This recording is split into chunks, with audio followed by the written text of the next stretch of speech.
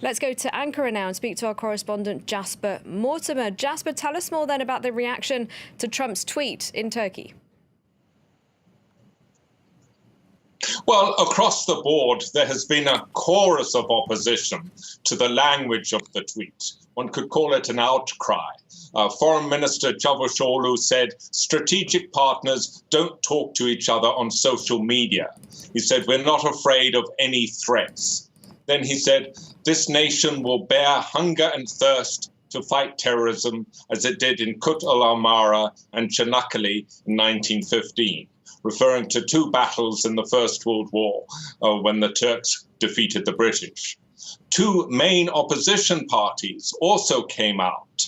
Both of those parties actually agree with Trump in that they believe Turkey should not go into Syria again. But they both strenuously objected to the language of Trump's tweet, that will devastate Turkey economically line. The Faik Öztürk, spokesman of the main CHP opposition party, said, never before has Turkey been so openly threatened. Nazmi Gur of the pro-Kurdish HDP party said that Kurds in the villages of southeastern Turkey would be pleased to see such international protection for their Kurdish cousins in Syria. But they would find his language, the language of the tweet, humiliating.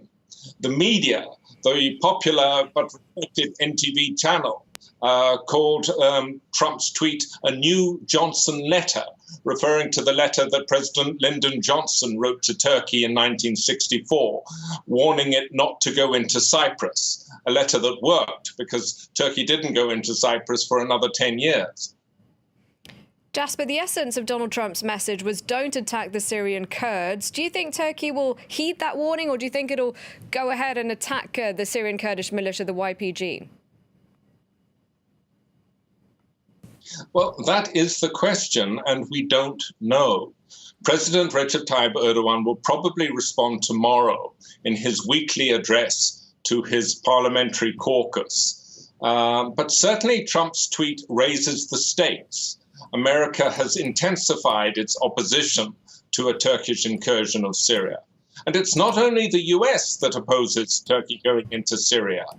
Russia has said that when the US pulls out, Syrian government forces should move in and fill the gap. And President Vladimir Putin has said that to satisfy Turkey's concerns about the Syrian Kurdish militia, Syrian government forces could set up a buffer zone along the Turkish-Syrian border, exactly what Trump proposed in his tweet. All right, thank you very much, Jasper. We'll leave it there for now. That was Jasper Mortimer. Thanks for watching. Stay tuned.